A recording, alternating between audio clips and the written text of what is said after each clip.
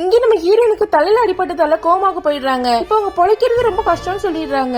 ஆனாலும் ஹீரோ அவங்க ரொம்ப நல்லபடியா பாத்துக்கிறாரு. இவர் டெய்லி அவங்க கூட பேச ஆரம்பிக்கிறாரு. இப்ப ஹீரோயின் ஒரு வழியா கோமால இருந்து வெளியே வந்துடுறாங்க. இப்ப கொஞ்சம் கொஞ்சமா ஹீரோ நம்ம சரியாயிட்டே வருது. அவங்களுக்கு ஹீரோவை சுத்தமா அடையாளமே தெரியல. ஹீரோ அவங்க கூட இருந்து அவங்க போற இடத்துக்கெல்லாம் போறாரு. ஹீரோவை பத்தி சுத்தமா ஒரு ஞாபகம் கூட ஹீரோயினுக்கு வர மாட்டேங்குது. இதனால அவங்களே தண்டிச்சுக்க ஆரம்பிக்கிறாங்க. இதனால ஹீரோவுக்கு ரொம்ப கஷ்டமா இருக்கு. ஹீரோயினை பிரிஞ்சு எல்லாரும் முடிவு பண்றாரு. இப்ப அவங்க குடும்பத்துக்கிட்ட பாய் சொல்லிட்டு ஹீரோ கிளம்புறாரு.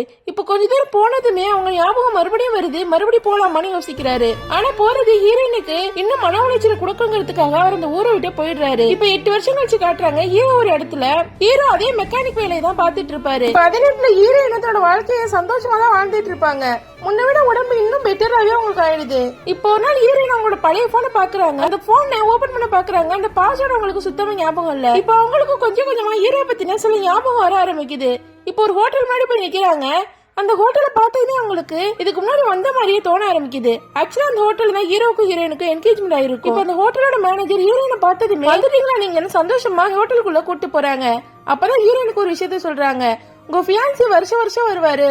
எல்லா மார்ச் 17க்கு வந்து அடுத்த வருஷம் கல்யாணத்தை போஸ்ட்போன் பண்ணிக்கலாம்னு சொல்லி எல்லா மார்ச் 17 ஒரு புக் பண்ணிட்டு போறாரு. நீங்க எப்பதான் கல்யாணம் பண்ணிக்க போறீங்கிற மாதிரி கேட்டுட்டு இருப்பாங்க. ஹீரோயின் அவங்க கையில இருந்த போன் எடுத்து பாஸ்வேர்ட் போட்டு பாக்குறாங்க. ஹீரோ அவங்க கையில இருந்த போன் எடுத்து 0317 போடுறாங்க. ஹீரோ ஹீரோயினும் ரொம்ப சந்தோஷமா ஒரு போட்டோ இருக்கும். அதுதான் அவங்க வால்பேப்பரா வச்சிருப்பாங்க. இப்ப உள்ள போய் பார்த்தா ஹீரோ தினமுமே அவங்க உடம்பு சரியில்லாதப்ப அவங்க கூட பேசிக்கிட்டு அவங்களோட பர்த்டே செலிப்ரேட் பண்றது இப்படி எல்லாத்தையுமே வீடியோ எடுத்து இவங்களுக்கு அனுப்பிச்சிருப்பாரு. இப்பதான் அவளுக்கு ஹீரோ தன்னை எந்த அளவு லவ் பண்ணிருக்காங்கிற விஷயமே அவளுக்கு புரியுது. இப்ப ஒரு நிமிஷம் கூட யோசிக்காம அவ ஒண்ணு ஹீரோ தேடி ஒரு அட்ரஸுக்கு போறா. ஹீரோ பார்த்ததுமே இவளுக்கு ரொம்ப சந்தோஷமா இருக்கு. ஹீரோவுக்கும் 8 வருஷமா வெயிட் பண்ணது வீணா போனாங்கிற மாதிரி ரொம்ப சந்தோஷமா இருக்கு. அவங்க 2 பேருமே சேர்ந்துடுறாங்க. 2 பேரும் ஒருத்தர் உண்மையா லவ் பண்ணதால எவ்வளவு பிரச்சனை வந்தாலும் கடைசியா அவங்க 2 பேரும் கல்யாணமும் பண்ணிக்கிறாங்க.